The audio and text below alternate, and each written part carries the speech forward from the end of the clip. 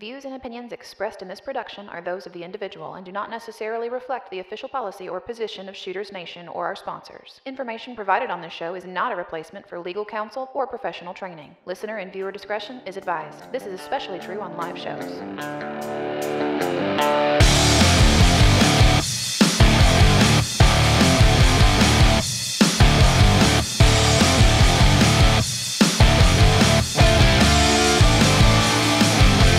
Welcome to the Shooters Nation podcast, the show created for you, the armed citizen.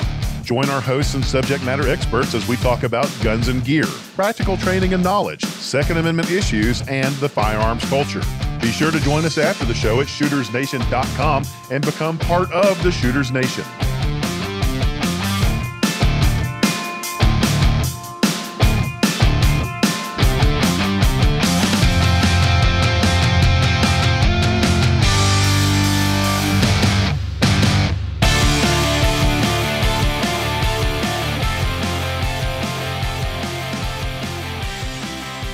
Hey everybody, welcome to the Shooters Nation podcast. I'm your host, David Yancey, and I'm joined as always by my co-host, Mark Lancaster from Squared Away Customs in New Hampshire. Mark, how's it going, man?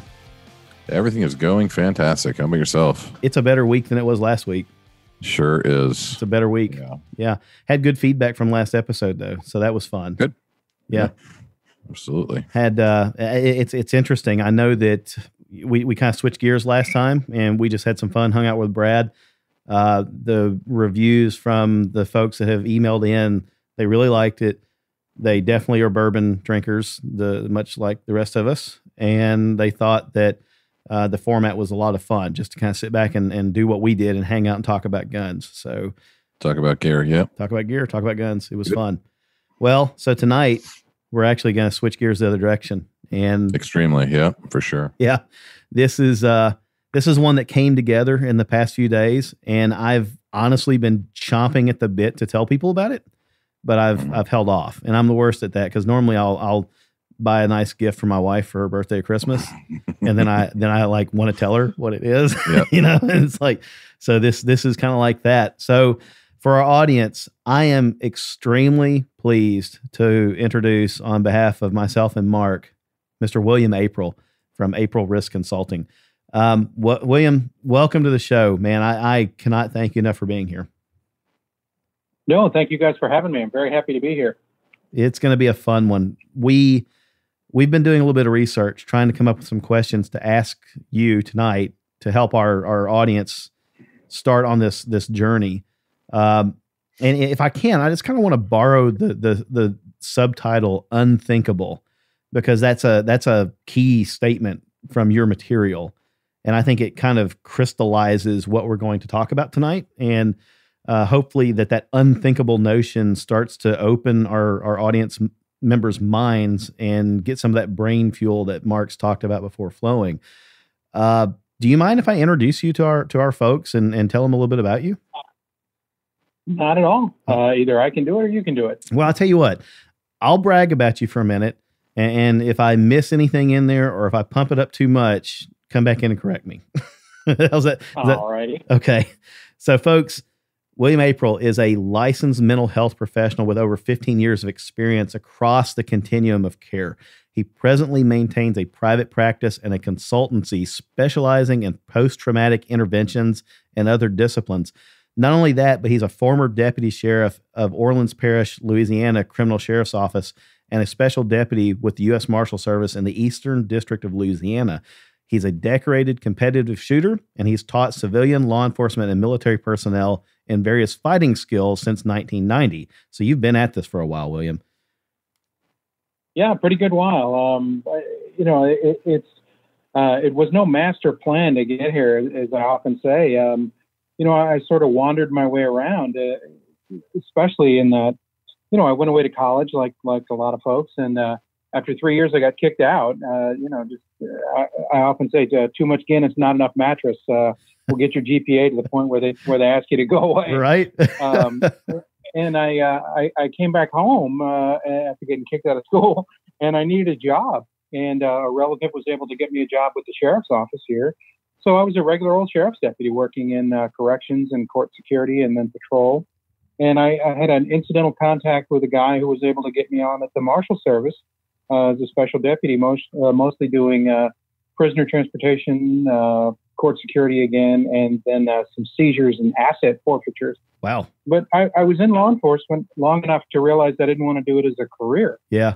And I went back to school, and I found out that if you don't get drunk all the time and study, school's pretty easy.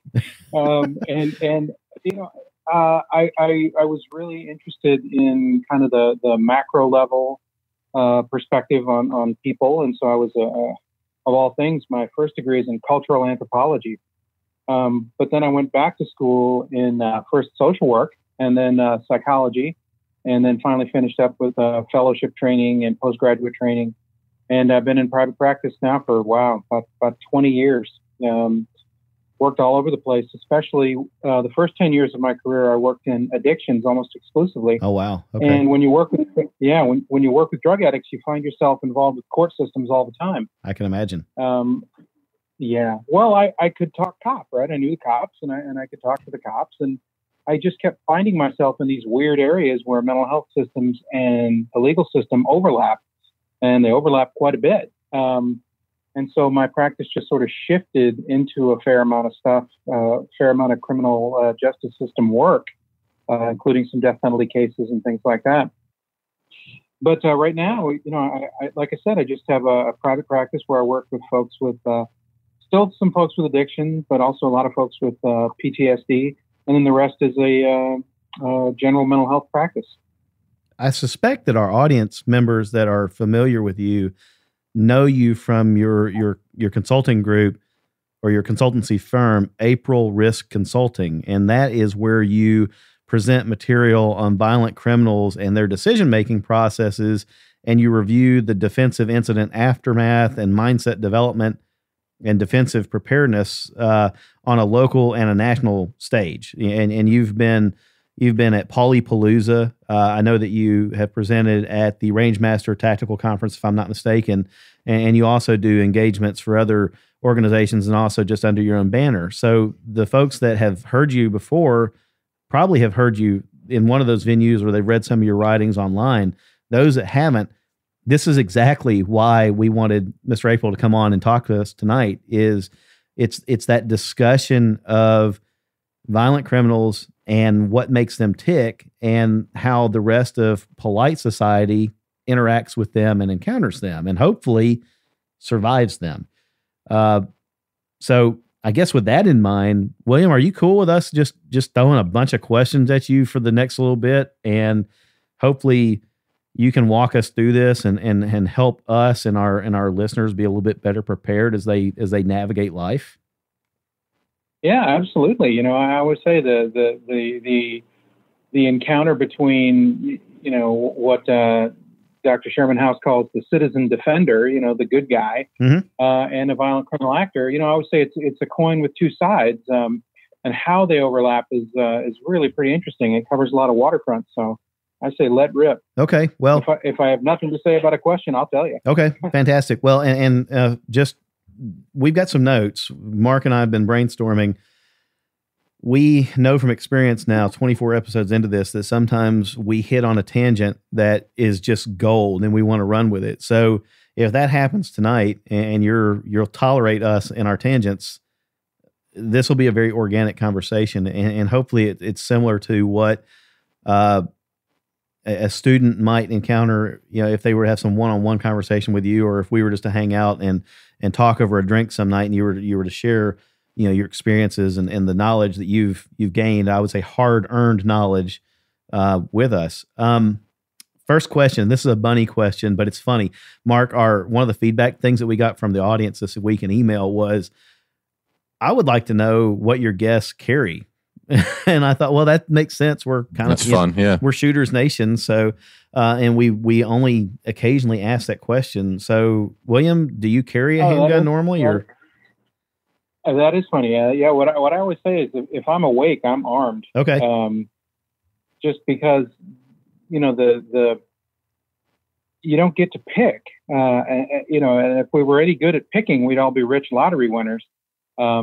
I'm a little bit fascinated when people say, I don't really need a gun. I'm only going to the supermarket, or I'm only going to, I would say the famous quart of milk, that I'm going to get a quart of milk.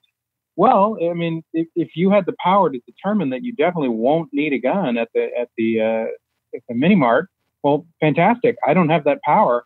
So there's a lot of times that you carry a gun that you didn't turn out to need it, but you don't get to pick those in advance. Right. So yeah, if I'm awake, I'm armed. I carry a full-size M&P right now, but I also do a fair amount of pocket carry just because I'm in and out of places where it's certainly not okay to be seen to be carrying a gun. So I do a fair amount of pocket carry. Yeah. You've just made me very happy. I'm going to start, since we're going to ask this question from now on, Mark, I'm going to keep a tally, and every time somebody says they carry an M&P, I'm going to put a checkbox in my side. And if they say I'm going to win, though, I'm going to win. Well, there's probably statistically more Glock carriers out there, but William, if you look in my safe right now, I have far more M&Ps than I do Glocks, which makes Mark sad because I just added another one to it this week. So, well, in my defense, my kind of go-to pocket pistol is a Gen 1 Glock 19. Oh, so wow. I carry that. That's my unicorn. Yeah. I've got a lot of Glock 19s, but I don't have a Gen 1. We were just talking about that last week. I need to find a Gen 1. So that's fantastic. Now, that's my sort of go-to pocket pistol. All right. That's awesome. Well, you hit on something that's very important, and I think that hopefully a lot of our audience members are already of the mindset that if they could choose, if they knew ahead of time when they would need their gun for self-defense, they just would choose not to be there.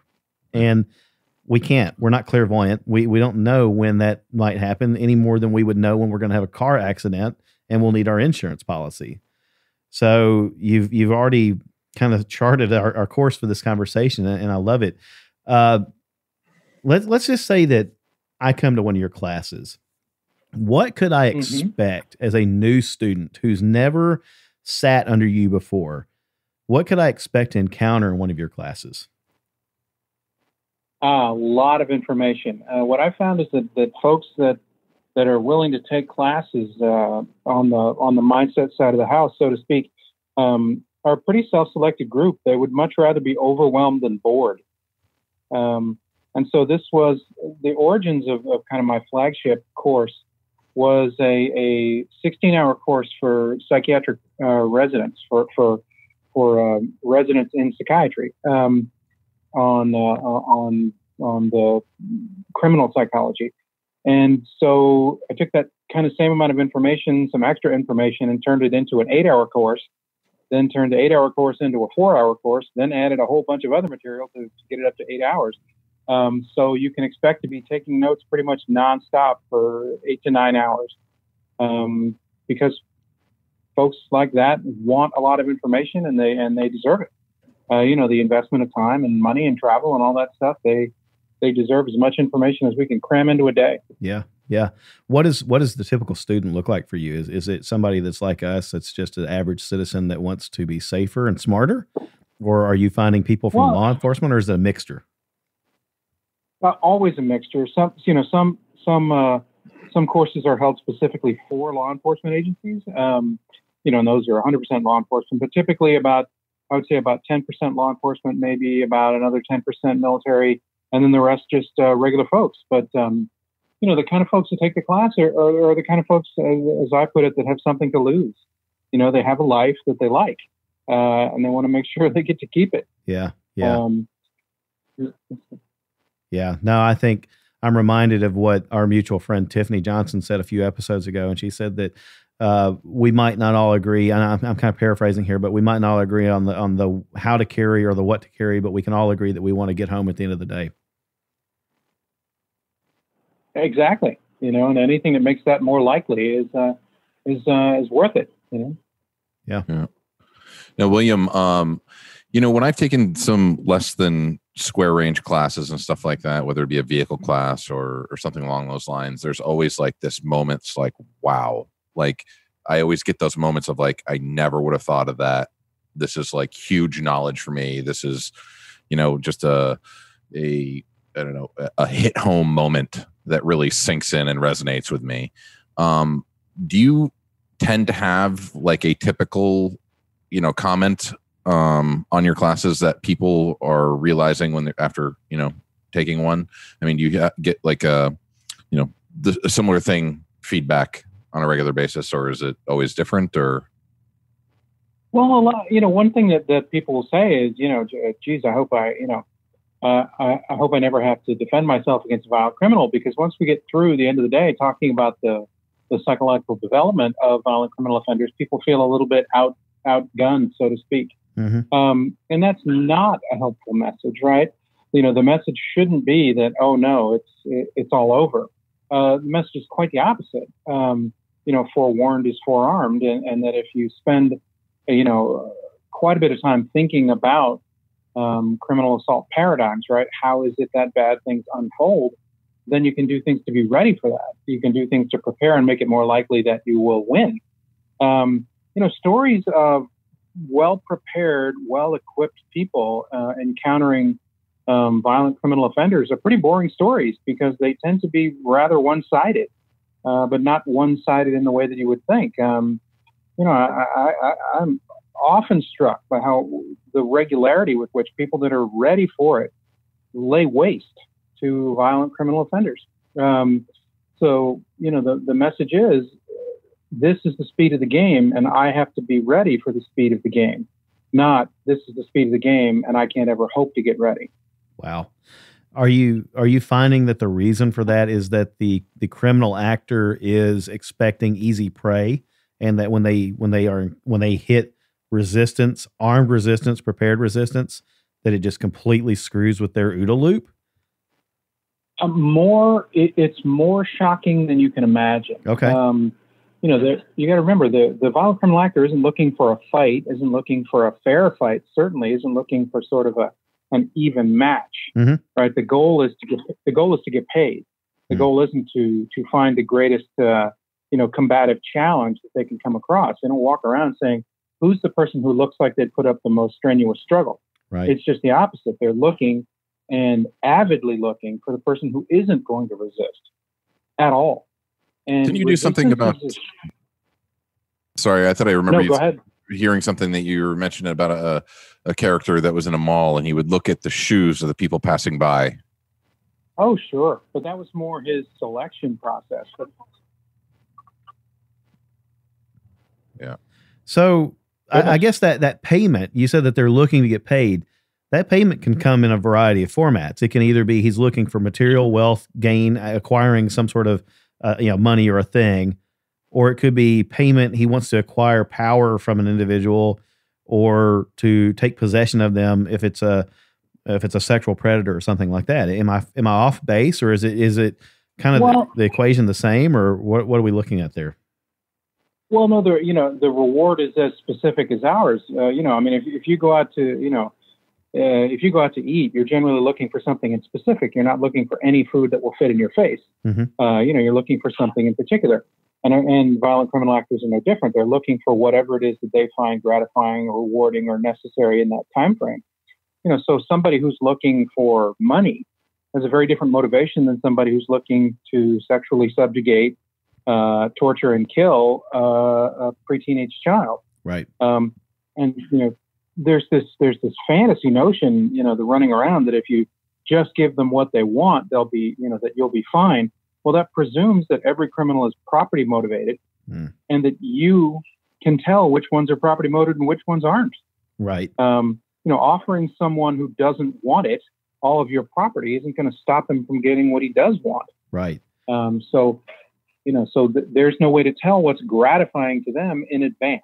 Right. And so thinking that there's some kind of safety in offering what seems like a reward is a little bit nuts. And what that is a failure of perspective. Mm-hmm. We can't picture ourselves as nice people wanting to hurt somebody or wanting to kill somebody for no reason. And so the first reason that makes any kind of logical sense is, oh, they want money. Well, here's the money. That will short circuit the process. I'll just give them the money, and that'll bring this whole encounter to a close. Mm-hmm. Well, that's not how it works if they want something else. Right. Right.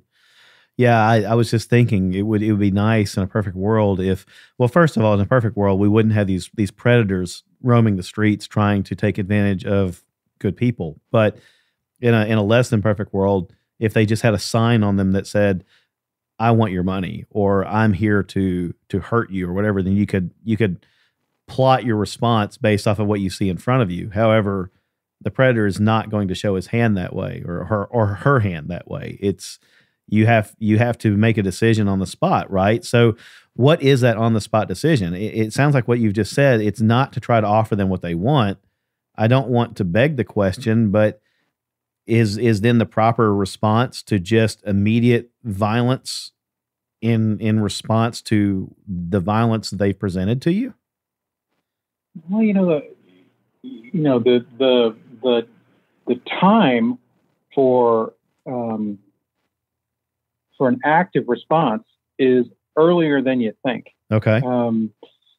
What I often say is that if you can get away without fighting, you should. If someone, I can get more money, I can get more credit cards, I can get another watch, right? I can get all that sort of stuff.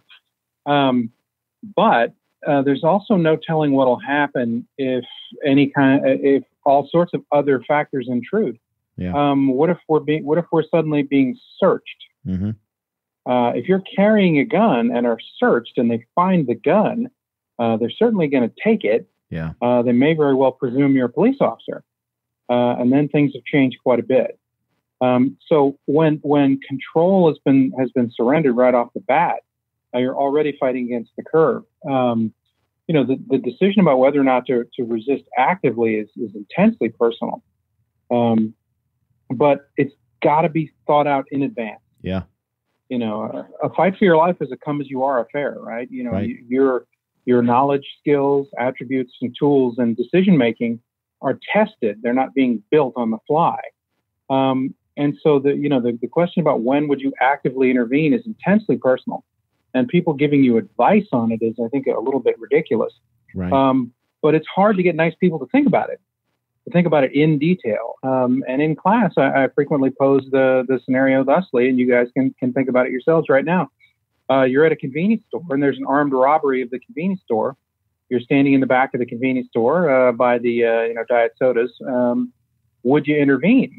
And I said, I generally say, no, not at all. I don't own the convenience store. But what do you guys think? So if I'm standing in the back of the convenience store and they can't necessarily see me, I think I would have my firearm in my hand. It would not remain holstered, but I would try to stay out of sight, out of earshot. And if they began to come through the store and I could tell that they were going to encounter me, then I would have at that point laid a trap for them. I know what they want, especially if they're armed and they're searching the store now to rob other patrons. If they don't know that I'm there, I have the upper hand and I'm already armed. And I think that's the thing is you always hear that, the guy who has the gun out first is probably going to win the gunfight. So I could get the drop on them if they came around the corner and encountered me. Maybe that's the wrong answer. Well, one of my points is you don't know what they want. We would presume that they're there to rob the store, but are they also there to rob the customers? Right. That comes up fairly often. Yeah. And then what, and that changes the math quite a bit.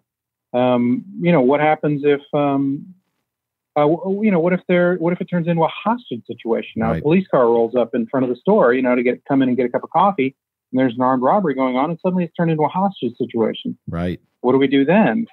What if during the hostage situation, they separate the men from the women? Is that okay? What if they separate the Jews from the Christians? Is that okay? Right. So all of these lines are very, very private. You've got to have the decisions made in advance because you're not going to get wise under pressure. Right. So thinking about this sort of stuff in advance, I have a couple of what I call hard triggers, which are times when I'm going to actively resist, no matter what other circumstance. Right. I had a patient who was a surviving victim of a pretty good sized mass killing at a restaurant. All of the employees, it was an inside job robbery. All of the employees were herded into the walk-in cooler in the back and executed. She survived a gunshot wound to the head by pretending to be dead, but all the others were executed. They, on their knees, executed in series. Mm. If you're watching people get shot, 1, 2, 3, and you're number 4, I would hope you get the plot by then and would do something to save your life. Right. So in that kind of extreme scenario, I would hope that people would value their lives highly enough to do something about that. But Right. time we spend thinking about situations like that, they seem so terribly hopeless, but time spent thinking about what would that be like? What would I do? Where are my values? That is not wasted time. Well, But I would offer that any of our audience members that are listening to this, maybe this resonates with you.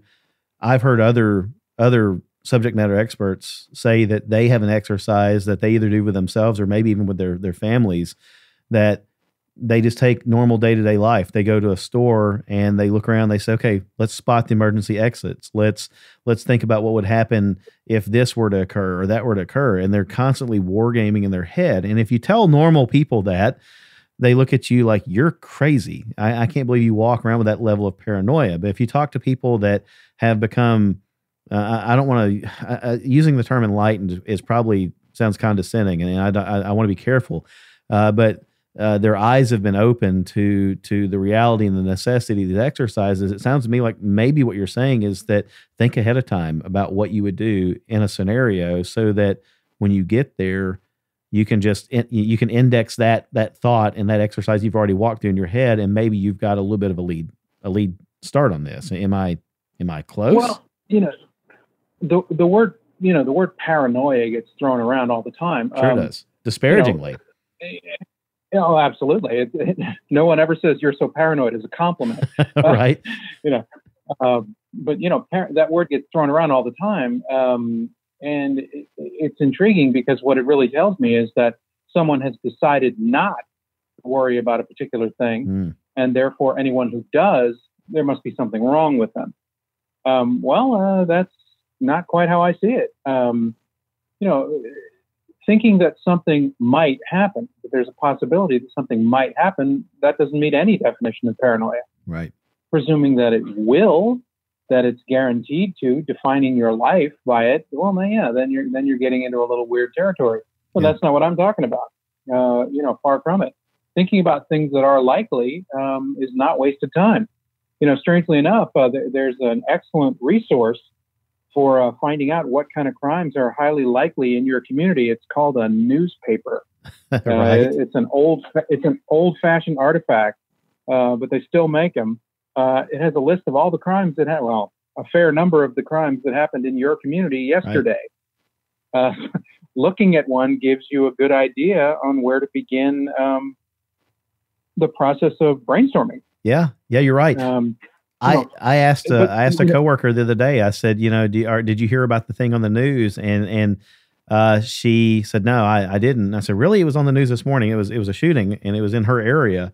And she said, no. And I said, well, why not? She goes, I don't pay attention to that stuff on the news. I tune that out. That's all bad news. I don't want that in my head. And I thought, okay, well, good luck. It seems like if you use the newspaper or the news, either one, that's a little bit of intelligence gathering. Well, there's two things going on. I mean, one is, rehearsal has value. Mental rehearsal has value. Even if you don't exactly predict an event as it occurs, even having imagined something approximate to what's happening has value. There's some very clear studies that show that mental rehearsal helps. Before the fall of the Berlin Wall, the Soviet Union dominated Olympic sports. I feel funny having to say that, but there are plenty of people alive who don't even remember the old Soviet Union. Right. But Soviet sports science was obsessed with visualization. They thought mental rehearsal, mental preparation for athletics was responsible for 30% of performance, of elite level performance. That's a huge factor. So mental rehearsal has incredible value. But the second thing is we've got to know in advance, how are we wired? People have generally chosen approaches. And I'll hear people say, hey, my job is to be a good witness unless the crime involves me. Right. One guy even said 911, not 1911. And I thought that was a pretty funny joke, but okay, that's his approach, right? He's going to be a witness. Yeah.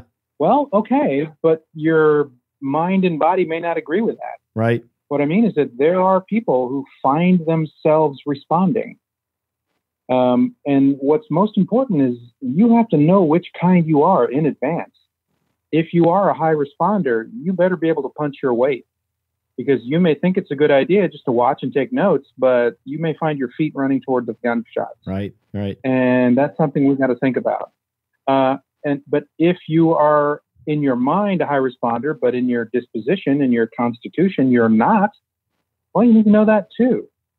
It's not my place to tell anybody which one's better or worse, but it's really important to know which one you are, because you're going to do what you are wired to do. No matter what you think is a good idea, you're going to do what you're wired to do. And so what's the best way for a person to find that? Really need to think about. What's it's such a kind of hokey, therapy answer, but that's something that can only take place in kind of private introspection. Okay. When you really think about which one would it feel wrong to do, that answer will come to you privately. But you've really got to get to cases, and I mean very specific cases. I show a picture during one talk of mine of a picture of the last surviving terrorist from Lashkar-e-Taiba, a guy named Mr. Kassab, who was part of the attack on the city of Mumbai. A bunch of terrorists from Lashkar-e-Taiba took over basically huge chunks of the city of Mumbai and killed thousands of people, walking around with AKs and bombs and setting fires. And there's a picture that was taken of one of the terrorists from about 50 feet away as he was walking through the train station in Mumbai, where he killed hundreds of people. Now, if you intervene against a guy with an AK, you will likely be killed, or certainly run the risk of being killed. Mm-hmm. But the other alternative is to stand there safely hidden behind a pillar while 300 people are slaughtered in your direct sight. And what you've got to think about is which one of those outcomes could I live with? And you've got to think it all the way through. Because, people who say, hey, look, I feel sorry for those people, but he's not killing me, so I'm not going to get involved. I say, okay. But you've also got to look at yourself in the mirror for the rest of your life. Right. And know that some percentage of those people died after you might have done something about it. So we really have to, all I ask is that you balance the scale honestly. Because when people tend to balance the scale in terms of observation rather than intervention, they talk about it as if it's going to have no consequences. Well, frankly, having treated people with lifelong regret and post-traumatic stress disorder over what they didn't do, I can tell you there are consequences to inaction as well. Right. And so we've got to think about which cost could we sustain and which one is morally unsustainable. Which one could I not live with? Right. And when you spend time thinking about that in the quiet of your own conscience, you'll arrive at the right answer. It might not be the one you'd think. Mm-hmm.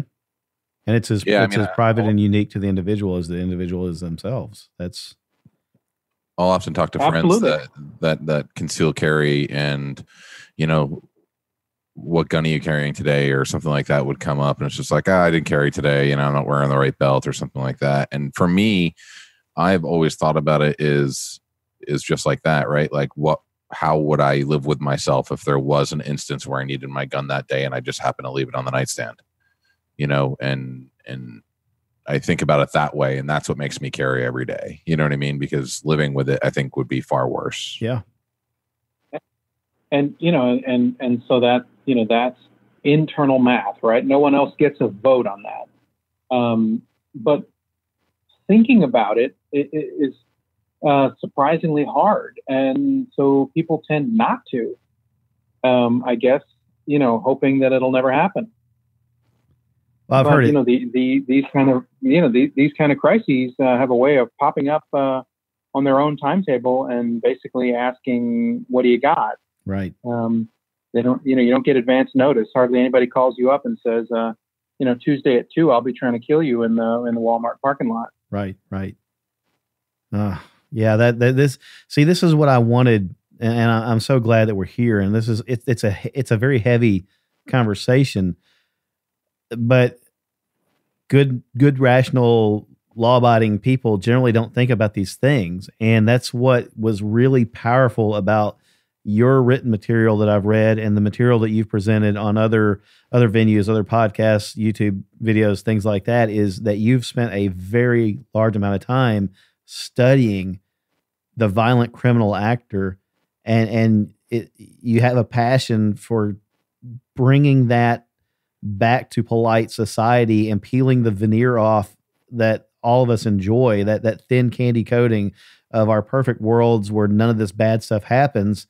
And you're pointing at it saying, look, people, this is it. This is real. It lurks on the street, and you sometimes miss it by sheer luck. And I want our audience to take this and realize that, Mark, you and I love to talk about guns. And if all we ever did with our guns was go to the range and shoot them because it's fun to be accurate and plink at targets and things, that's fine. It's a hobby. But I know for you and for me, it's different. We carry them as a life-saving device.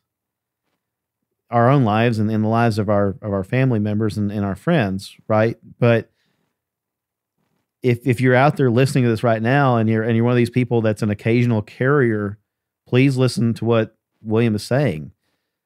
You don't get to choose when it's going to happen. You don't get to choose when the bad guy is standing there face to face with you.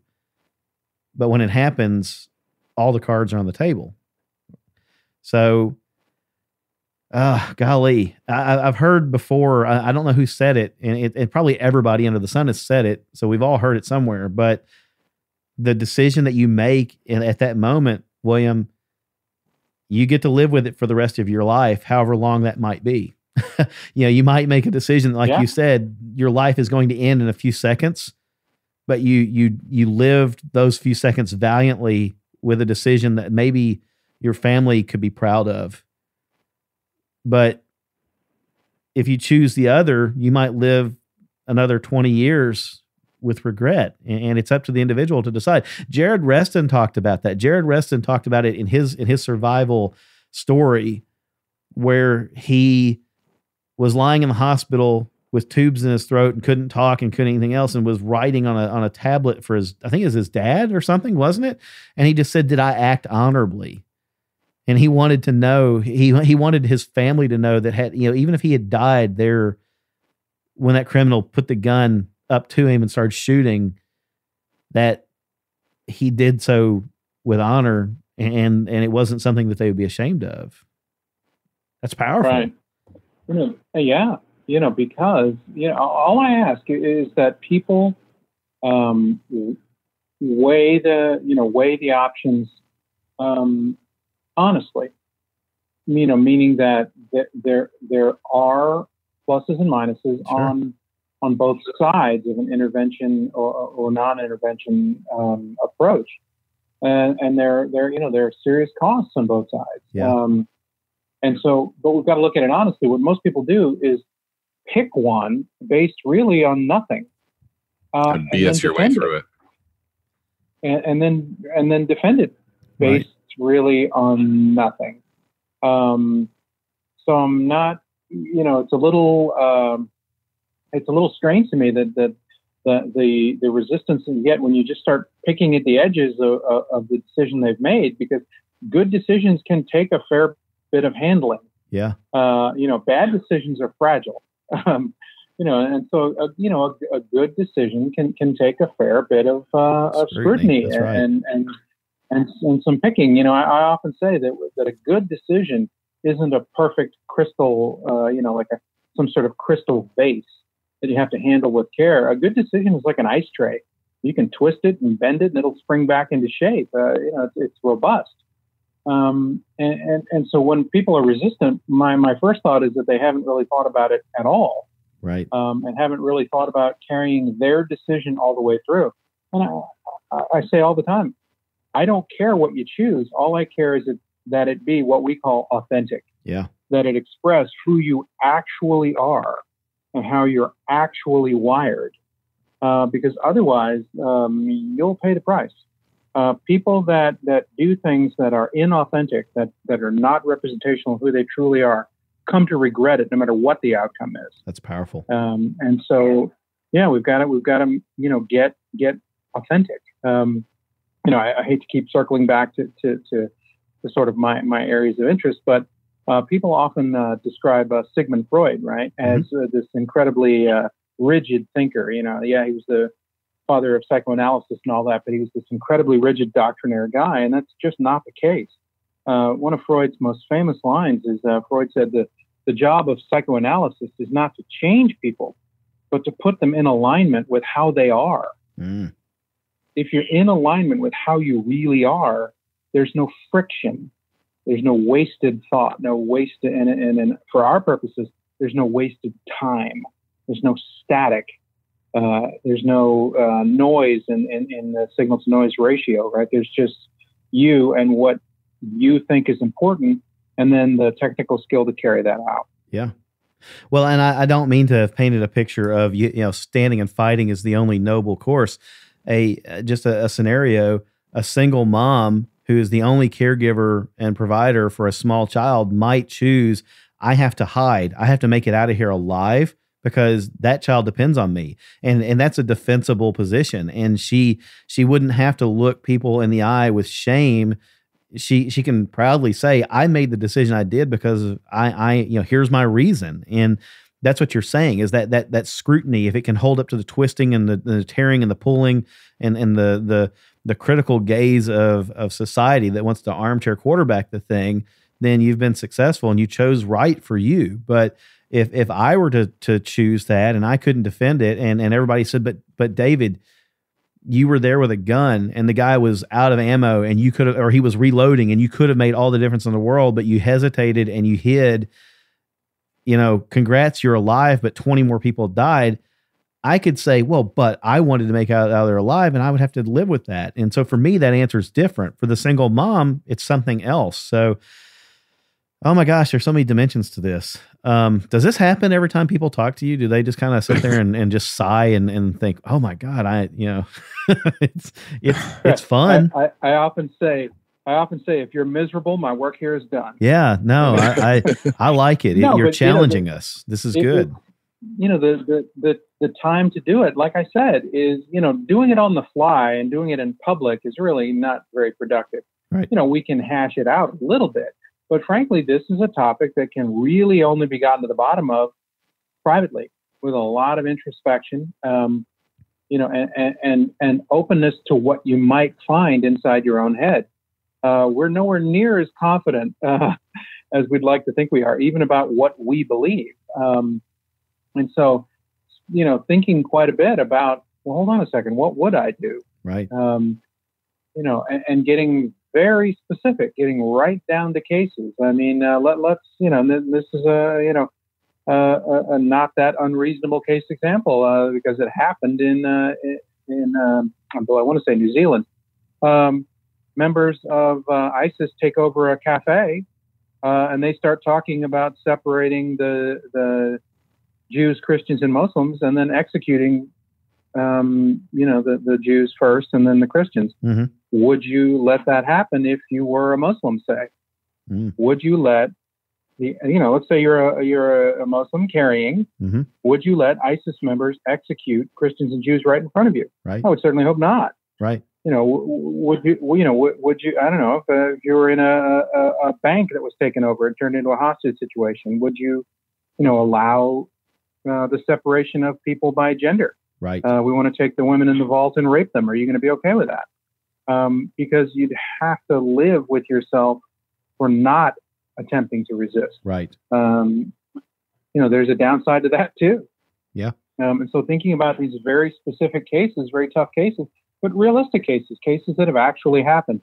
There's no reason to go off the fantasy deep end because there's enough stuff that's happened in the real world that tests all of these questions, quite a bit. And we need to think them through, because we're getting two benefits for one. We're getting a mental rehearsal, but we're also figuring out how are we wired. Mm-hmm.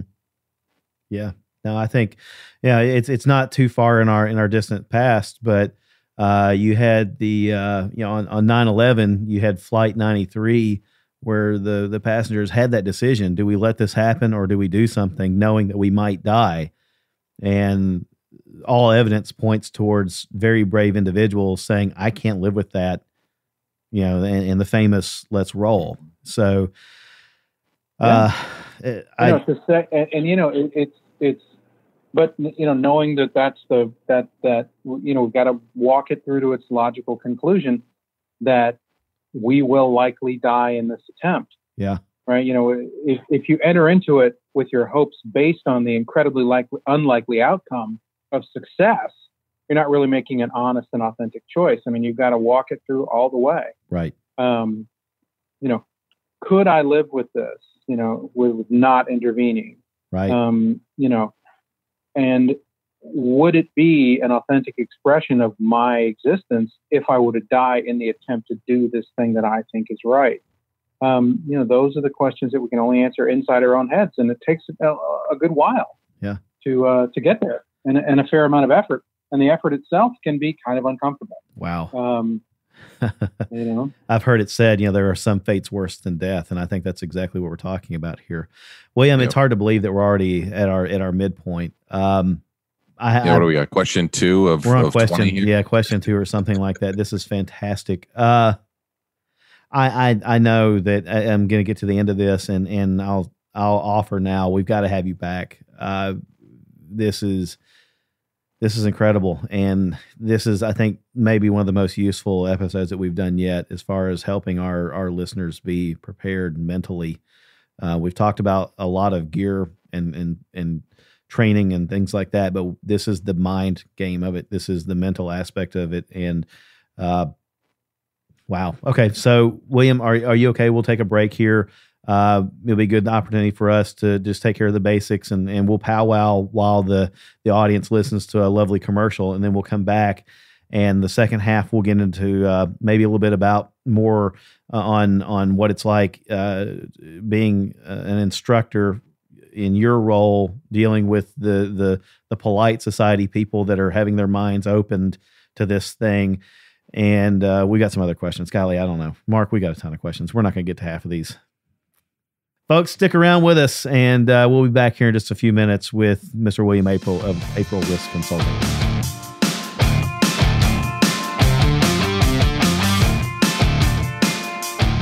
Hey folks, David here. I want you to think about the handgun you carry for your own protection, and I really want you to think about the holster you carry it in. Do you have trouble concealing your handgun? Does it feel like no matter what you do or how you dress, it's painfully obvious to everyone that you're carrying concealed? Well, I want to take a moment to introduce you to Squared Away Customs. Squared Away Customs is a manufacturer of custom, high-quality holsters for both concealed carry and duty carry. They provide a catalog of holster designs to choose from, and they are glad to take on custom work to design something to meet your specific needs. Mark and his team take pride in providing an excellent product at a reasonable cost. They work hard to keep delivery times short, and their number one goal is to ensure that their customers are satisfied. Squared Away Customs also offers a heroes discount to military, police, emergency medical workers, and educators. And for listeners of the Shooters Nation podcast, Mark offers a reduced pricing if you use coupon code Shooters Nation. Again, that's Shooters Nation as the coupon code.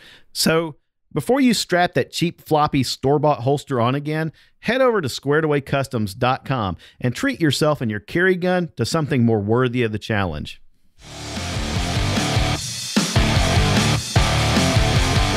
Hey everybody, welcome back to the Shooters Nation podcast. This is David. Mark and I are here with Mr. William Aprill of Aprill Risk Consulting. The way podcasts work, you should have already listened to the first half of this, but if for some reason you're overhearing it and a coworker or a friend is telling you, hey, this is what I heard, beg them, go back, rewind, stop now, rewind the thing, go back to the front, because this is an excellent conversation. William, as we were leading into our break there at midpoint, the thought had hit that really, this is one of the best episodes that we've ever had yet on mindset and preparing people to think about what lurks in the world around them. I have a question for you in that context. When you're doing your classes, what's the most challenging part of teaching new students? Are there any preconceived ideas that are common that act as barriers that need to be broken down first before the student can really begin to learn? Well, sure, it may sound strange, but one of the biggest problems is that they're nice people. They're nice people. It's not easy for them to think bad things. It's not easy for them to think that there are people who think bad things. One of the failings, kind of a thinking error on the part of nice people is presuming that because I'm nice, it means other people are nice. That kind of projection is often wrong. You'll even see folks in critical professions thinking that I'm a nice, decent, hardworking, God-fearing guy, so that means the next person I run into at work will be just the same, and that's not the case at all. So you've got to get through the notion that our values are not headlights, right, shining forward, illuminating the world. Our values are more like the dome light in your car. They only illuminate you. Your values don't carry any weight with anyone else. Mm-hmm. And that's a tough thing for nice people to grasp, is that, what they see is perfectly, self-evident human values, like we respect the right to life, things like that, are not shared. They're not shared by a great many people. Right. That we respect the right of people to be, to go through the day unmolested. Well, there are plenty of people who don't share that belief. Yeah. And that's hard for nice people to grasp. Yeah. To sort of get ready for that. Well, for goodness sake, anybody that's ever had a conversation about politics around the Thanksgiving dinner table and has seen how that went off the skids knows that not everybody shares the same values. And that is an order of magnitude or two beyond what we're talking about here. You're talking even about the sanctity of life and the willingness to do harm to another person just because it benefits you materially or in some other way. But again, we're talking about values that people hold dear to them, and not everybody has the same compass guiding them. But I think that's the deeper the value, the harder it is to believe that someone doesn't share it. Uh-huh. Politics is that's a much higher order function, much more abstract, much more actually removed from our lives. But when you think about basic things like, I recognize that you have the right to exist without your head smashed in with a tire iron, we kind of assume that that's a shared value. I mean, think about traffic. You're driving in the opposite direction from other people, separated by a yellow line 6 inches across. The only thing that keeps you from dying is that you don't cross that line and the other person doesn't cross that line. So there's a shared implicit value. But there are plenty of other, implicit values that aren't shared at all. And it's the fundamental ones that we find hardest to grasp that someone else doesn't share. That's interesting. Mark, you look like you've got some thoughts there. I mean, what do you think? What are some good ways you can tell that a person you've encountered, how can a person tell that they've encountered the violent actor before it's too late? What are some warning signs that you think would be worth mentioning that could be a good heads up? Well, we have two baked in functions, right, that are products of our evolutionary heritage: threat detection and behavior prediction. We're quite good at both. Both physically, the way we've physically developed, and mentally, the way our minds have developed over time, we're really quite good at determining who's threatening and who's not. If you think about it, we do it all the time with, let's say, dogs, right? It's a pretty rare person who will walk up and grab a strange dog by the ears because all dogs just love that. No, people are a little bit cautious and they get a sense of, hey, is this dog going to bite me? Now, are you the dog whisperer? Well, no. But we can tell what an unhappy dog looks like as you reach for him. Mm-hmm. And we can hear that little sound he makes, and we change our behavior. And then the owner says, oh, yeah, he's not that good with strangers. And you say, yeah, okay, I knew that. Because even though we don't know anything about dogs and we can't speak dog, most people are hardly ever bitten by them. because we have a sense of when they're dangerous and when they're not. We have exactly the same sense about people, but we speak people. We understand people. We're really good at interpreting these little small gestures that people make. Our problem is that we tend to disregard what we've detected. We've got these higher order functions that tend to overwhelm, if we let them, our survival functions. The notion that I often talk about people is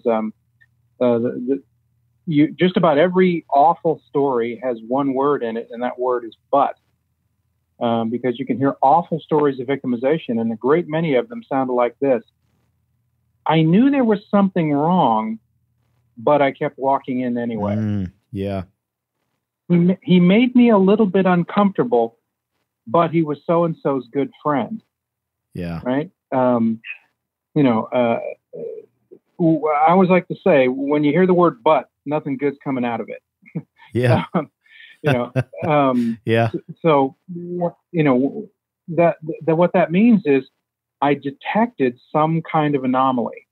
But rather than thinking, hey, an anomaly could be a threat and I need to proceed as if it is a threat until I know better, well, that would be a reasonable way to approach it. But what a great many people do is say, hey, I've detected an anomaly.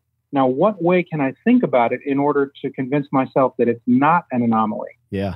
And that's a very, very dangerous approach. We know what we need to know, but a lot of times we don't let ourselves know it. We filter it through our... We can kind of get caught up in...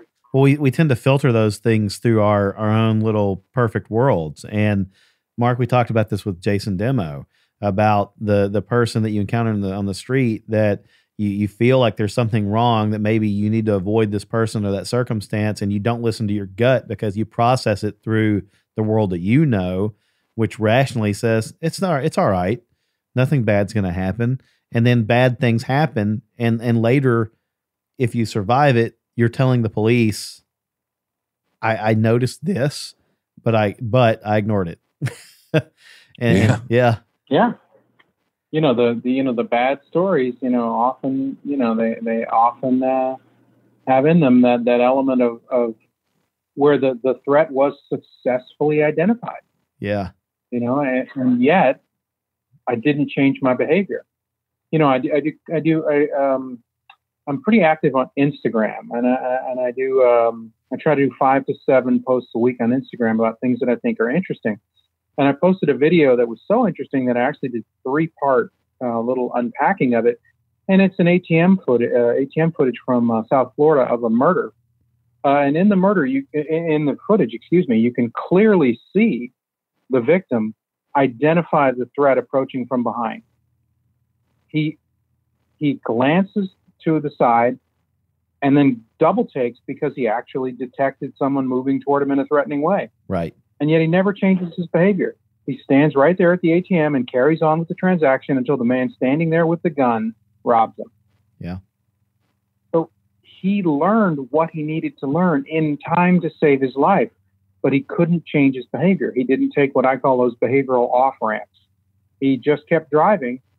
And a lot of times the culprit is what we call magical thinking. And it sounds something like this.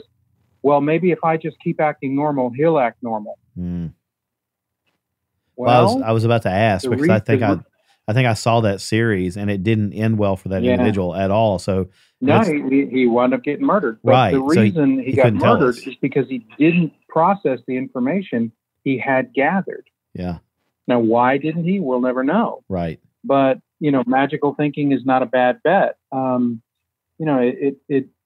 It's just tragic because that's everything we struggle to the top of the food chain for, right? Sure. That is our evolutionary endowment, the ability to see threats and identify them, and predict behavior. We're pretty good at it. Yeah. And to ignore that endowment is just doubly tragic. I'll come clean. I'll make it safe for the audience. I've been there, William. I was the guy walking across the Western Kentucky College campus in Bowling Green, Kentucky, some 20 years ago with a group of friends after a concert, and we were mugged. And the guy, as he was standing there asking for our money, with his hands in his coat pocket, I had that thought, that cold in the pit of your stomach thought, we need to comply. And you know, this is bad. We're a bad thing is about to happen. And I unwisely made a kind of a smart aleck comment, like, you know, what are you going to do? Stab us or something? And because he was just standing with his hands in his pockets, he could have had a gun for all we knew. He had a knife, and he pulled it out, and he went to slash. And when he did, I turned and I caught it across the back of my right arm, and I've still got a scar there to this day. And it's a reminder. Mm-hmm. First of all, don't be a smart ass when somebody's robbing you. That's not the right tactic. But also, trust your gut. When your gut tells you imminent danger is upon you, for God's sake, listen to it. But not just listen to it, actually make change. What I often say to people is, if I were looking at security footage, would I be able to tell that you were being threatened? Because often it's almost they don't want to show any kind of change. You know, turning and running is sometimes the very best thing to do. Yeah. And yet, magical thinking, if I act normal, they'll act normal. If I don't do anything weird, they won't do anything weird. It's incredibly appealing. It has a kind of a primal appeal. But we've got to engage. You know, if you think about it, there's sort of a handoff between systems.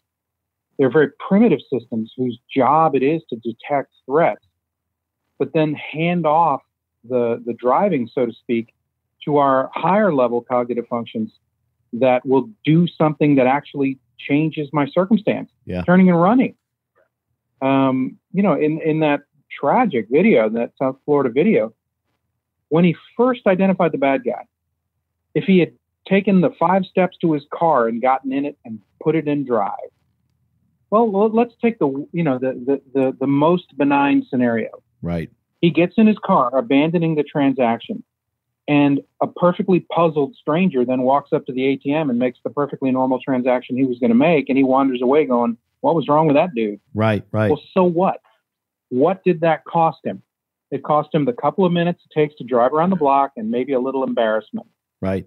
So in other words, his life wasn't worth the minutes it took to drive around the block and a feeling of embarrassment. Yeah. That's bizarre. That's bizarre to me. In my case, I still, and it's rare. I mean, because again, 2 decades plus have passed. I still have dreams about that situation, and it comes back to me. And I remember us walking past a group of people, and there were folks there that we could have stayed with the crowd, and this guy would have left. But he encountered us as we were walking on the sidewalk. He came in and joined us from the right and started talking to us, and it just felt weird. The whole thing felt weird. And I remember even at that moment thinking, I'm just going to joke with this guy and cut up with him, and everything's going to be okay. And as he got us away from the group of people, and then he didn't peel off, he kind of, went ahead of us a hair, turned around, pivoted, and then just said, give me your wallets. And it's just one of those things that I'm lucky in a lot of ways. I'm lucky. I really appreciate you sharing that, because that is a first person experience of that kind of magical thinking. You're having this bizarre thought, hey, if I just act normal, nothing bad will happen. Yeah.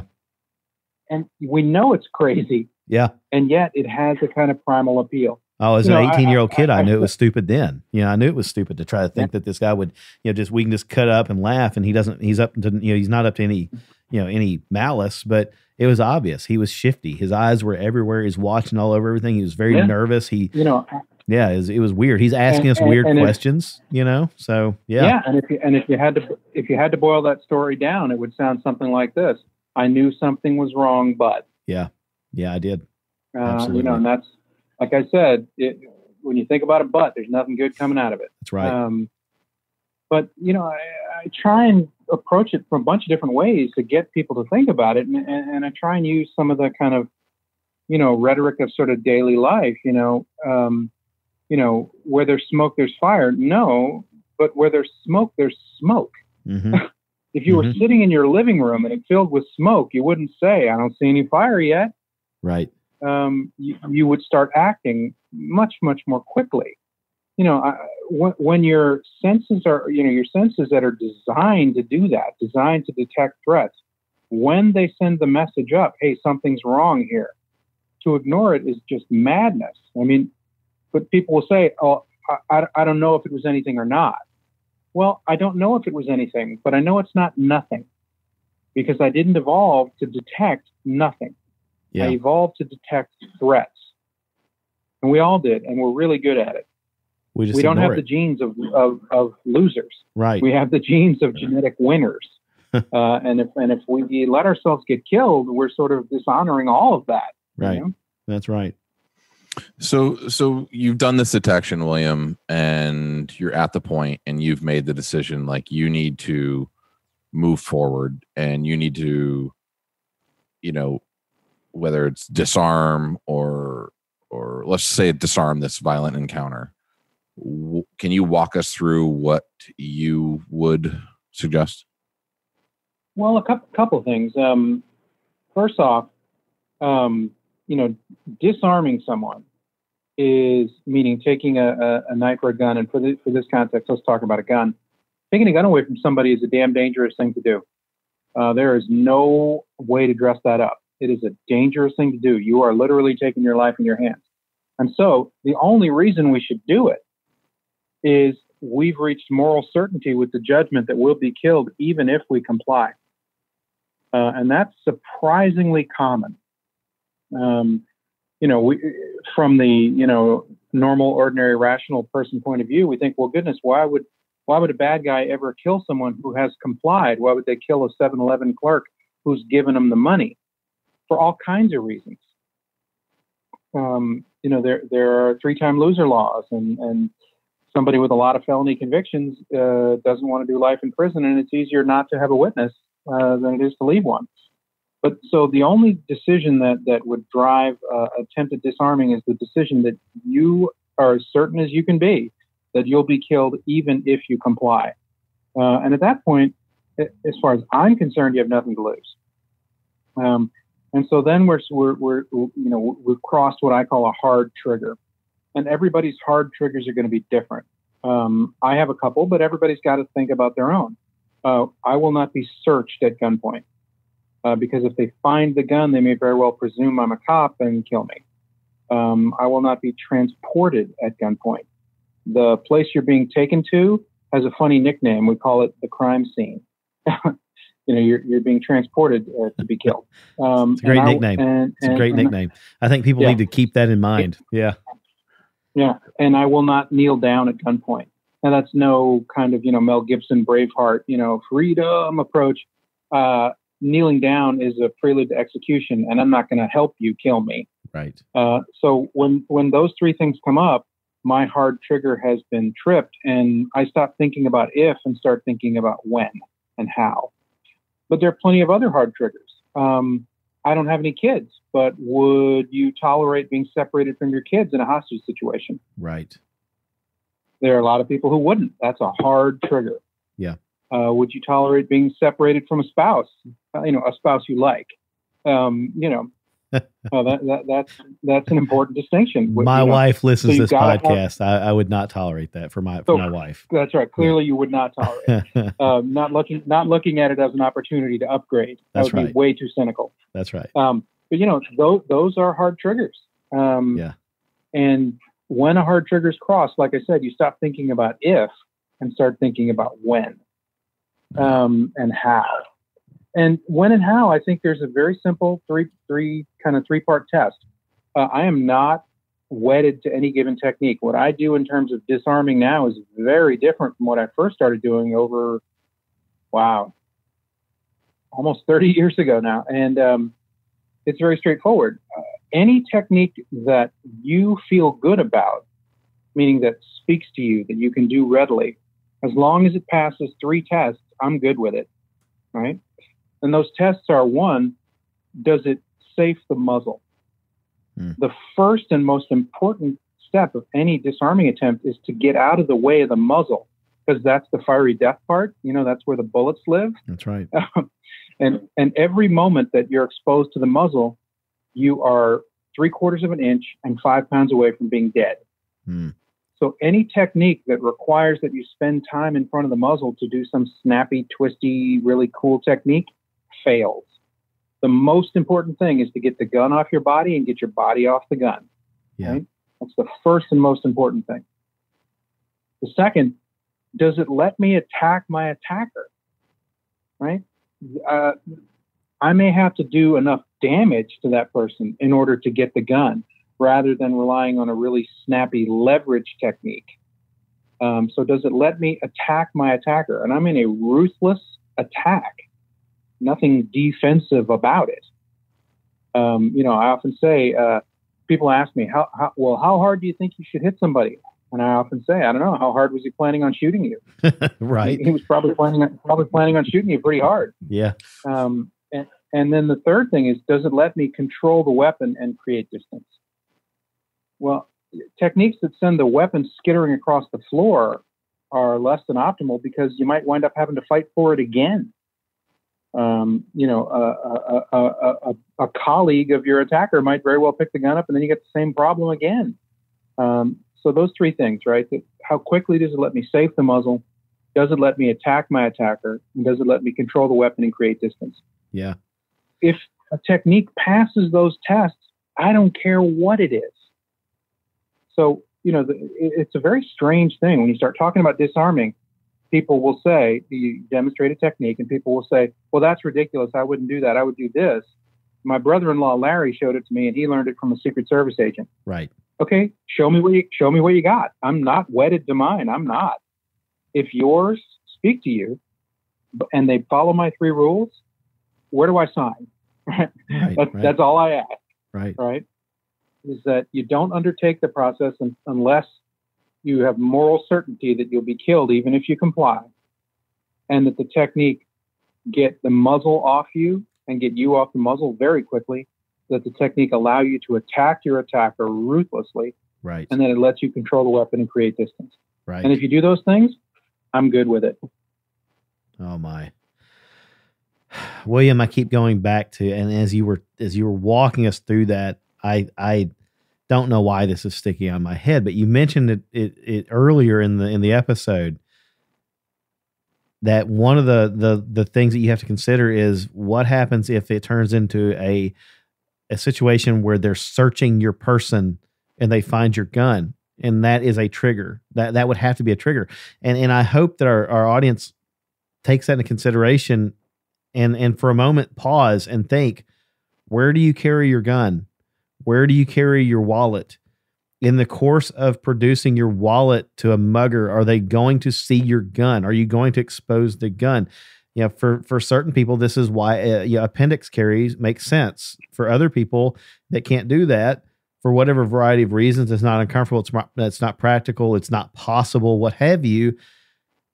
Not judging you there, not saying that anything is any more perfect method of carry or not, but if you're producing your wallet and your gun is at the 4 o'clock position on your hip, and you expose your gun, it's game on at that point. And you have to think about this. This is being having the gun detected is bad, no matter how you slice it. Right. If the gun is detected, they may think you're initiating a gunfight. Yeah. And start shooting before you get a chance to draw.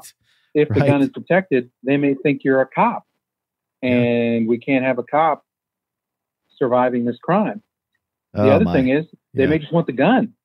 That's Guns and drugs are the only things in the world that are more valuable on a black market than they are on a white market. Right. Mm-hmm. And so you've suddenly revealed that you're carrying an incredibly valuable object. At best, you've made yourself the focus of the robbery now. So having the firearm be detected is one of the worst outcomes. William, you posted a video on Instagram last week, I think it was, and I've just told you I'm stalking you on Instagram, by the way, but Instagram calls them followers. But you posted a video where a gentleman, or maybe it was a story, and you said the gentleman produced his wallet and threw it at the ground at the attacker's feet, and the attacker shot him for it. Yeah, that's the third segment of the Miami ATM murder. And what was really telling, and we'll never know, but to the extent that body language can be interpreted, the victim's body language was pretty clear. He was pissed at being robbed. Yeah. And I understand that. But so he detected the threat but didn't do anything about it. And then once the robbery started, his irritation was plainly evident. Yeah. I mean, he takes a fighting stance. He actually blades his body toward the robber. Mm-hmm. And then he does that old silly technique where you throw your money at the bad guy's feet. Well, I know lots of people who shoot you for that. Right. But that robber didn't.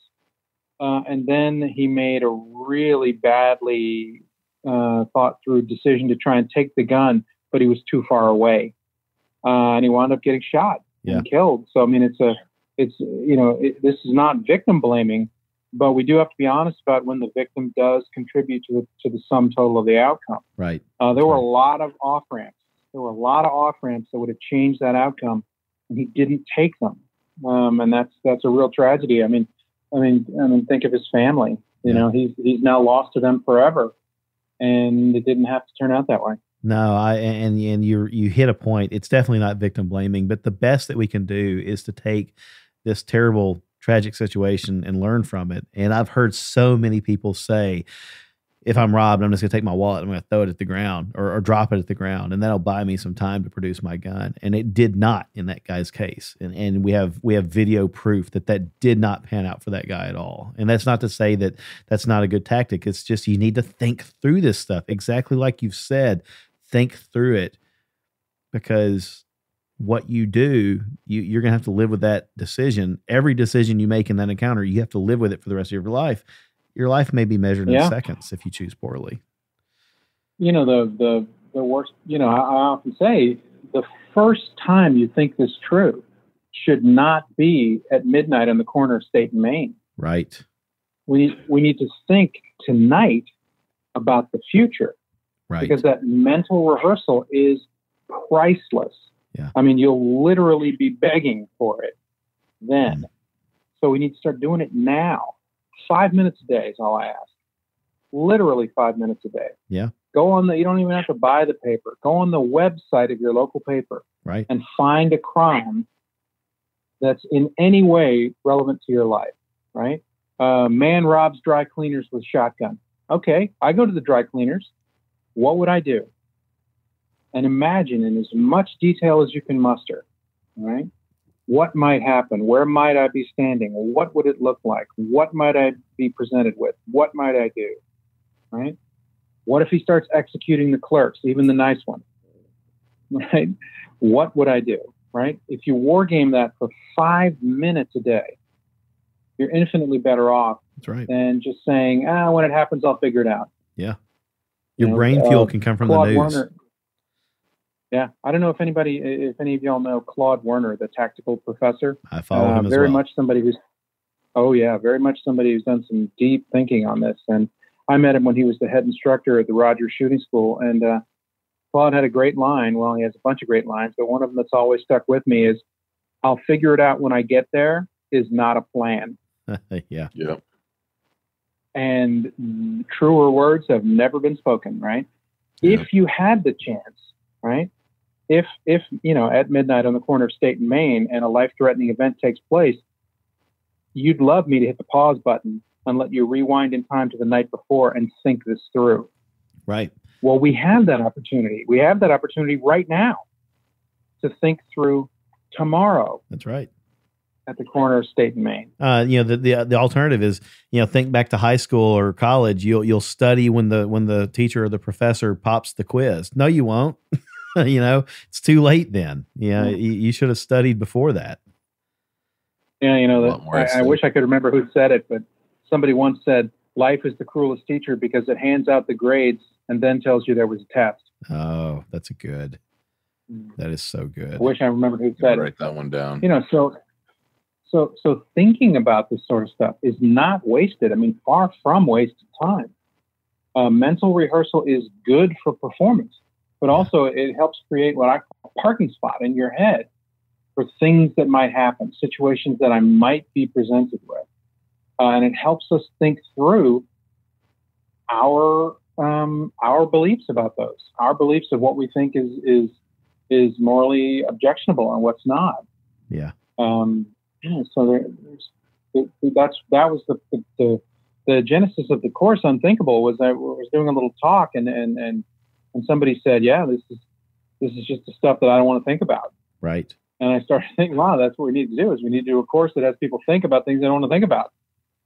And that was how it went. Now, I don't know how much of a marketing plan that is, sure. Try to tell people something they don't want. But, William, I don't think any of us would carry a gun. And if our audience members are honest with themselves, we wouldn't have decided to carry a gun unless somewhere in the deep recesses of our thinking, our logical thinking, we didn't consider the fact that we might have to use it. And if you are carrying a gun and you haven't thought about that, you probably ought to. So, if I'm honest with myself, carrying a gun straps an additional 5 pounds or so of gear on my waist. I carry inside the waistband. It's not always the most comfortable thing. I could leave that crap at home and be a lot more comfortable, but I choose to for a reason. And that reason is I might one day have to use it. God forbid. Wow. So we're getting kind of close to the end of the episode. Yeah, go ahead. I just, and you know what? We'll run late. We'll go into overtime. We've done this before and it's worth it. So I want you to know where we're at. That way, if you've got a schedule that we need to be respectful of, that, we can try to conclude for your sake. But if you're good, we're good. We'll keep rolling. Well, we got to be honest about the fact that there are people who carry a gun and don't really know why. Yeah. There are people who carry a gun and consciously don't think about why they're carrying a gun. Tom Givens, the head instructor at Rangemaster, fantastic. You should have him on. Tom is a wealth of knowledge. Yeah, would love to. I'll connect you to, and I think it'd be great to have him on. Your people will get a lot from it. Appreciate that. Tom says, you would start classes by saying, why do you carry a gun? Yeah. And people would give a sort of standard range of answers, so people can't impose their will on me, so I'd be safe, so I can protect my family, et cetera, et cetera. And Tom said, no, what we've got to think about is that you carry a gun because you might have to kill somebody today. Now, there's a long pause after that statement, because thinking about that in that direct of a way is something most people have not done. Right. But we think of it on some level or another as a magic wand. If I carry it, evil will stay away from me. Well, that's not the case at all. Evil may very well come to you, but at least now you have a resource to manage it that you didn't have before. It is the power of life and death. And what we're saying when we carry it is that I might be involved in a circumstance where I need to exercise power over life and death in order to save my life or somebody that's that important to me. And coming to grips with that is really important. And yet it's like an electric wire. People don't want to touch it for anything. Yeah. That's tough. We are assuming a power that, I know it sounds perverse, but the President of the United States would have a tough time having somebody killed right now. Right. But we're wearing that power right now. Yeah. We have the power to kill the next person we talk to. That's right. And so that brings up a lot of layers, and we have to have thought them through. Well, and this goes back to your. I'm sorry. Yeah, and this goes back to your statements about they are not you. You and I and Mark and our audience, we carry that tool to end somebody's life daily. We're not going to unless we have to protect ourselves or somebody else. The violent criminal actor, carries that tool daily. He has no apprehension about killing you to take something from you. And that's why they're not us and we're not them. And we project it's just transactional for them. It's transactional. Yeah. Yeah. It's been my good fortune to interview. Wow. I'd really have to sit down and try and add it up. But quite a few incarcerated felons, and one had a wonderful line about carrying guns. He said, "I always carry a gun." I said, "How come?" He said, "The gun makes everyone nice." Oh, wow. Now, what he meant by nice was cooperative and generous. Compliant. Yeah. Compliant. Yeah. That's the value of the gun for him. He doesn't love guns. He's not interested in talking about calibers and things like that. It has a functional value and a functional value only. Well, that's, I think, an approach that we need to take to the gun. It has a functional value and a functional value only. It doesn't make me a freelance cop. It doesn't make me a global force for good. It doesn't make me the good guy. It gives me the power to do a certain function on the off chance that function might be necessary to save my life. Right. And if we start thinking about it as having moral and spiritual and philosophical value, we have missed the boat. It's a remote controlled drill. It lets you put holes in things without having to touch them. That's all it does. Yeah. Everything else is what we add. Oh, my. William, let me ask you, is there a common trait of the dangerous predator? Is there something that you said you've interviewed these folks, countless numbers of these folks. Is there some common trait about them that you've noticed? Yeah, just about every single one of them had a markedly violent upbringing, and they've been violent since they were quite young. Wow. They were brought up in environments where violence is the coin of the realm. Violence is how you get what you want. Violence is how you get anything. Yeah. I treated a kid once who started having to fight for his dinner when he was age 5. What I mean by that is food was put on the table and the kids had to fight for it. That if he didn't fight well enough, he didn't eat. And that's age 5 on up. I'm sitting here in stunned silence. I'm looking at Mark on the video that we share, and we're both shaking our heads because we've got small kids, and I know that we can't imagine that. Yeah. But No, that's you can't, reality. and you can't imagine it. Yeah. But the problem is the person that you face in the parking lot by the Best Buy doesn't have to imagine it. He's lived it. And he doesn't have those internal brakes that we would. Right? Well, why would you even think about that? Because you can't think about anything else. Right? So their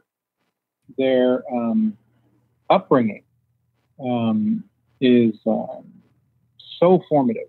And they didn't get any of the breaks we got, and they got all of the, childbearing is a balance between risk factors and protective factors. Well, if you have no protective factors and every risk factor, or most risk factors, it's no mystery how you turn out. And if you look at the backgrounds of violent felons, they're pretty much a very small range of options. There are differences, of course, but most of those differences are deck chairs in the Titanic.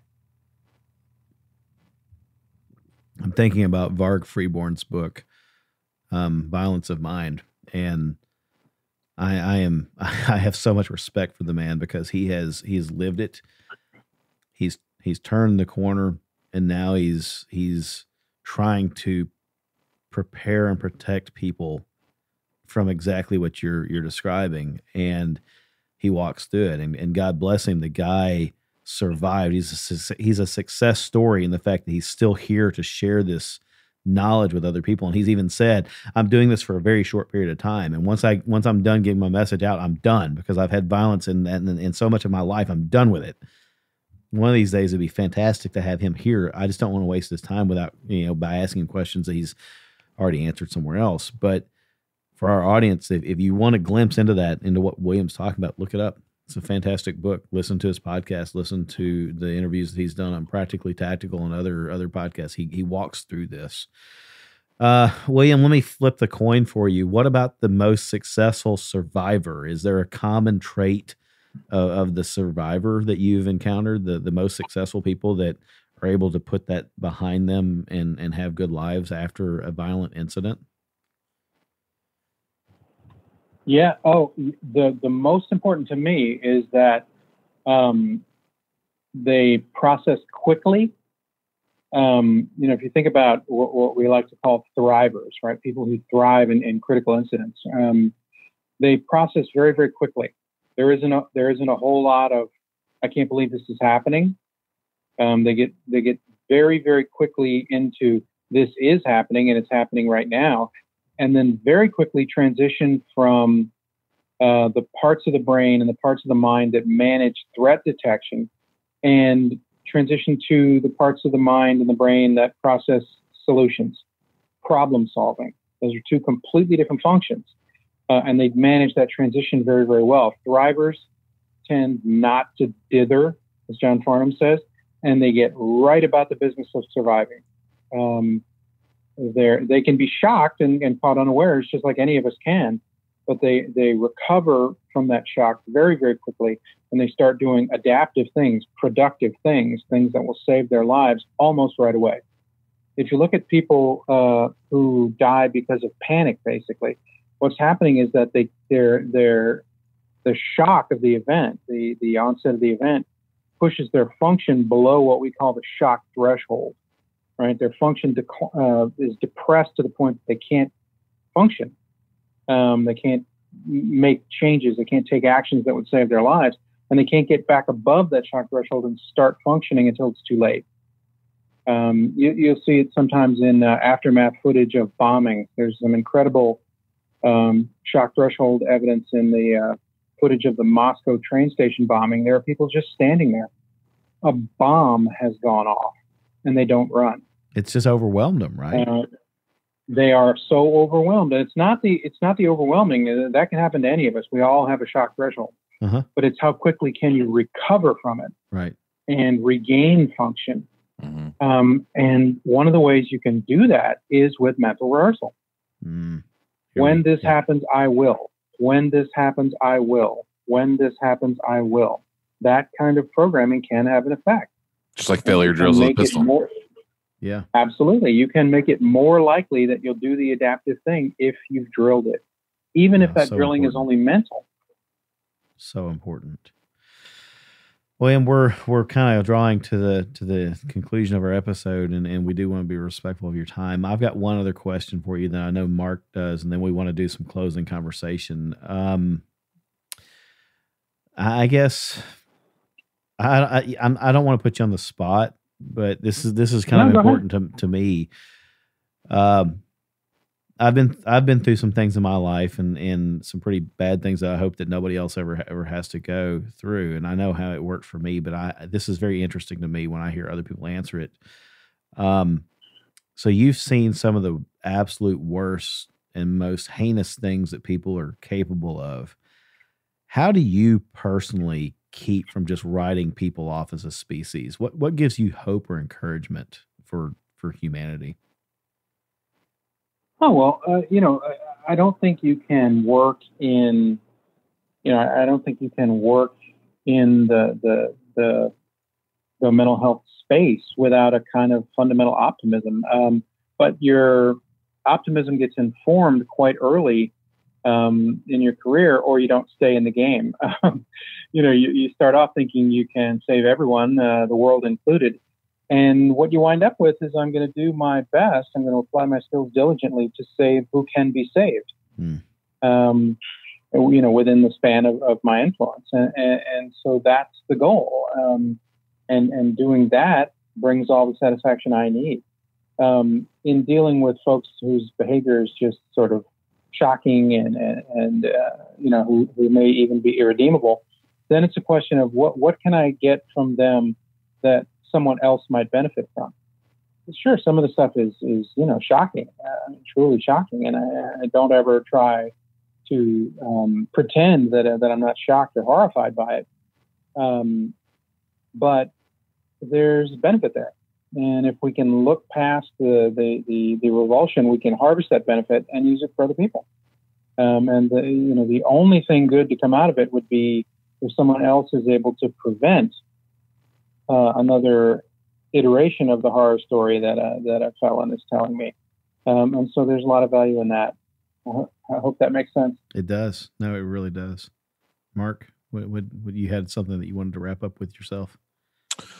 Yeah, I mean, what is there any books or any other forms of media out there that you would recommend for our listeners to kind of maybe give a little bit more of a deeper dive from the scope that we've been talking about for the last couple of hours, and maybe just kind of get their brain moving a little bit? I'd love it if everybody followed me on Instagram. Yeah. It's sure. Like I said, I try to do 5 to 7 little nuggets a week, and that's at Aprill, Aprill Risk Consulting on Instagram, and also the website is the same name. But on Instagram, it's little 5 to 7 digestible nuggets a week, and I think they're pretty darn good. Oh, they're very. But in terms of books, For sure. Thank you very much. I appreciate it. But in terms of books, number one on your Amazon list should be Why They Kill by Richard Rhodes, Rhodes. Why They Kill by Richard Rhodes. It's the story of a sociologist, Dr. Lonnie Athens, who really did the most important research on the psychosocial development of violent offenders. And it's a great story of his life, too. It's not a boring story. It's not a textbook.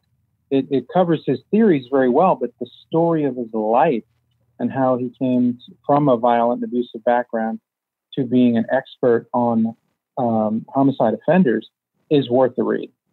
To understand the background of violent criminal offenders is incredibly important, because we've got to penetrate the notion that they're pretty much like us, but just a little bit different.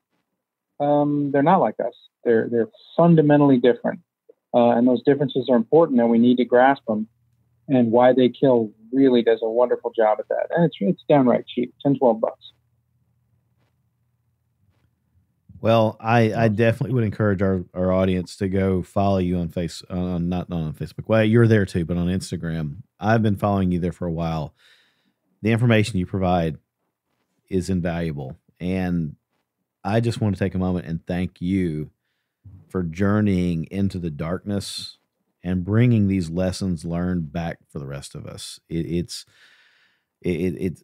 know that it can't be easy, even as a trained clinical professional that you are, to do this on a daily basis. But thank you. This is just as valuable to the armed citizen as the policeman patrolling the streets, because the policeman, a policeman will tell you, and we've had several police officers here on the show with us. They'll tell you, our job is reactive. Our job is after the fact. A lot of times our job is to fill out the reports and stand there until the coroner or somebody else shows up.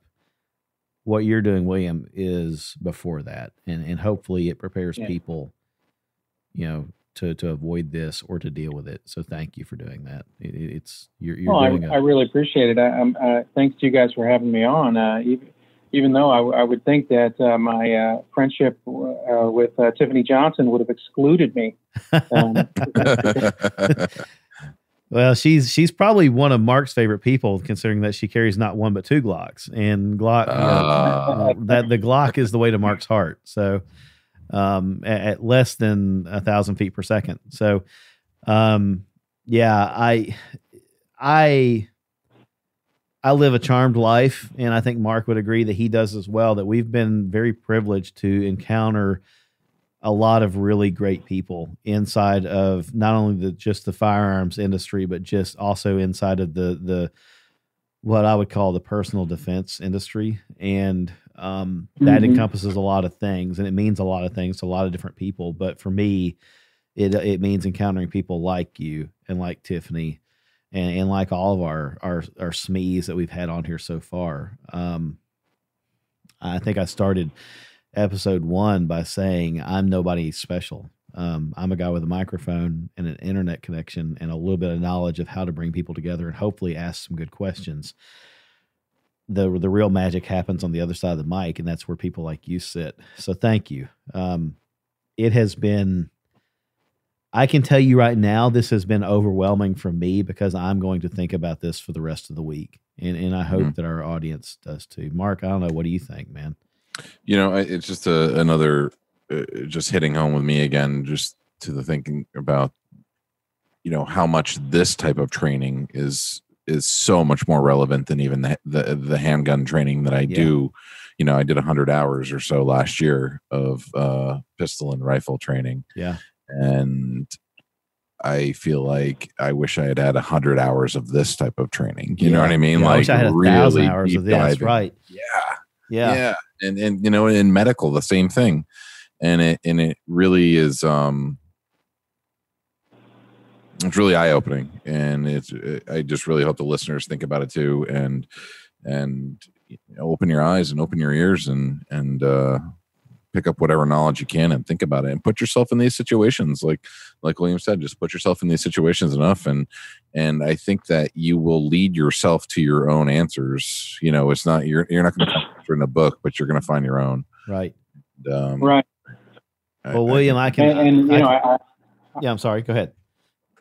No, I can't say it often enough. Time spent pondering these issues is not wasted. You are not, it's not navel gazing. It's not, pie in the sky.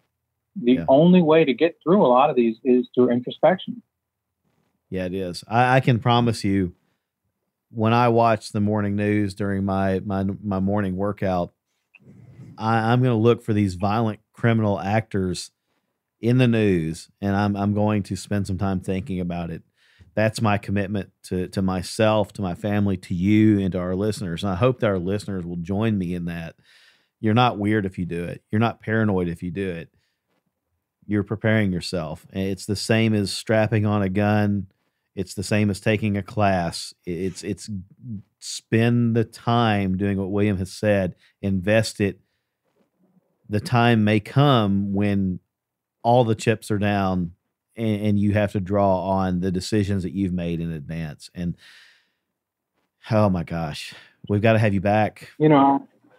What I always say is that anybody who says I'm being paranoid, I'm awaiting that person's letter to their school, their child's school, to tell them to stop having fire drills because it's paranoid. Yeah. When you write your kid's school a letter saying that you don't want your kid to take part in fire drills because it's paranoid, right? Then I'll listen. That's right. Until then, shut up. Yeah, cancel your car insurance, cancel your health insurance. It's all paranoia. Cut the seatbelts out of your car. Yeah, absolutely. You're not planning on having an accident, are you? No. Oh my goodness, William, thank you. Well, yeah, I'd love to come back, and I appreciate you guys having me on. I'm counting down the days now to when we can get you back on here. This could become the William Aprill podcast. William, really, if you have a moment where there's an epiphany and you're like, hey, I'd really like to talk to somebody about this and get this message out, make us one of your stops, please. Come back, and we would love to help you get that message out. This is probably, like I said, this is as valuable as deciding to put a gun in a holster on your belt and going out with it into the world. So, well, it should happen first. It should. Well, really, it should, right? I mean, it absolutely should. Absolutely. Okay, so we've mentioned your Instagram feed, and that is Aprill with 2 L's, APRILL, Risk Consulting on Instagram. Where else can people connect with you after the show? And are there any classes coming up that our listeners might want to try to avail themselves of? Yeah.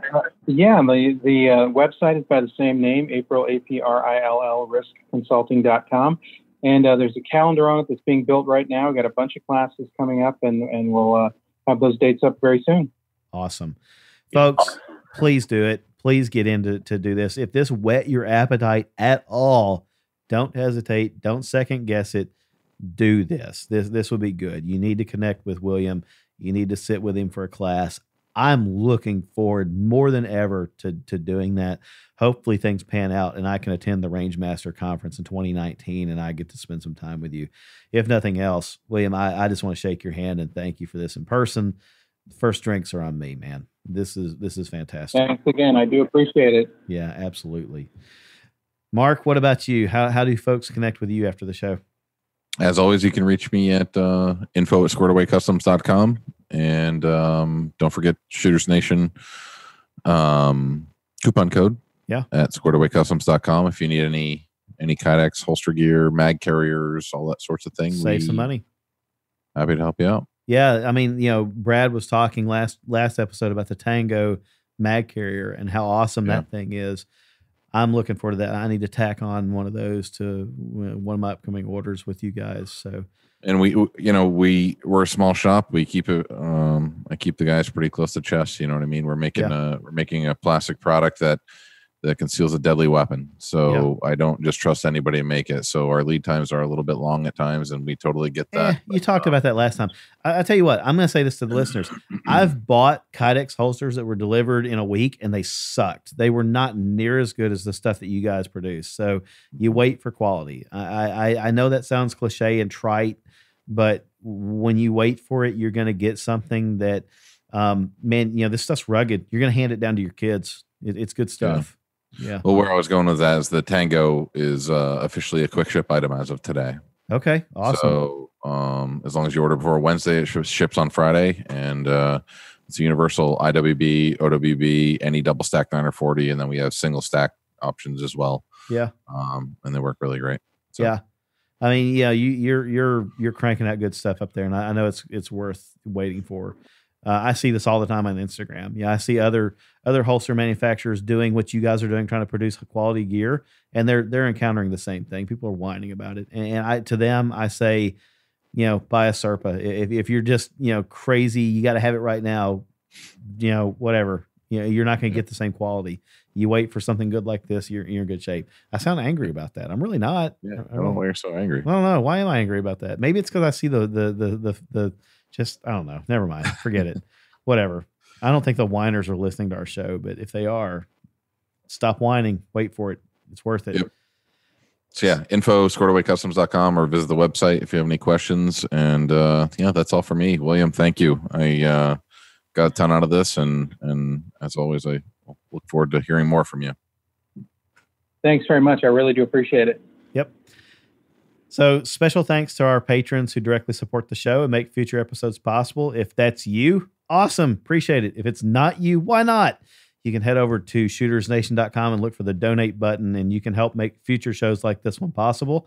While you're there, check out the store. We've got logoed hats and shirts. Nothing triggers hippies like a Shooters Nation hat in the produce section of the local Whole Foods or something. Not that I know that from experience. I do. We want to hear from you. Shootersnation.com. Head over there. Look for the idea link. Tell us who you want us to interview, what subjects you want us to cover in the weeks ahead. We really want to know. While you're there, also just sign up for the Mail Blast mailing list. That's where we will send you notices about upcoming shows, live events, special promotions. If you've been subscribed and you're going, when are you going to send something about special live events? Guess what? This is our 6-month anniversary. We're going to send something out. If you want to be part of a live show, you got to sign up. Mail Blast mailing list at shootersnation.com. Go do it. Do it now. Don't forget it. Don't postpone it. If you postpone it, you're probably not going to do it. So, talking about our 6-month show, that's coming up. Probably going to be the week of August 26th. I want to do some giveaways. Talked about that last time. Follow us on Instagram, Shooters Nation Radio, Instagram. Follow us there. That's the only way you're going to find out about giveaways. And I've got a box full of hats, Mark, and I've got a box full of Shooters Nation stickers. They look pretty cool. They got our logo, our little symbol thing on the front of it. I may or may not have some stuff set aside as well. Do you? Okay. Well, we'll talk more about that, and we'll send that out. It begins with a P and ends with an 80. Really? Is it the new polymer 80 thing stuff? Frames? It's not new. It's new. It's cool. Yeah. It's not. It's new for Squared Away Customs. So right. Yes. Okay. So yeah, stay tuned. See, I flubbed that because I was actually trying to think of something funny that started with a P and an 80, and I don't even the first. Never mind. My inner child is 12, and if you throw a P out, the word that I'm going to associate that with, probably we can't say on the show. We could. We would lose our Apple iTunes clean rating. So whatever, guys. I'm past the point of rational thought tonight. Follow us on Instagram. Sign up for the Mail Blast mailing list. We're going to start sending some stuff out. It's 6 months.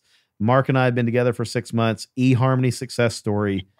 We're going to celebrate. Mark's got his hands up. You can't see it. He's celebrating there on the camera. I'm celebrating over here because reasons. But yeah, celebrate with us. Let's give you some stuff. Got a box full of hats, got some stickers. May do something else, but we'll get it out to you. But the only way that's going to work is if you follow us. So Anyway, man, this was fun. This was a great episode. I hope the audience enjoyed it as much as I did. All right, everybody, please follow William Aprill on Instagram. Connect with him after the show. I promise you, it's time well spent. William, thanks again. For the rest of you, take what he said to heart. Be safe out there. We'll talk to you again soon.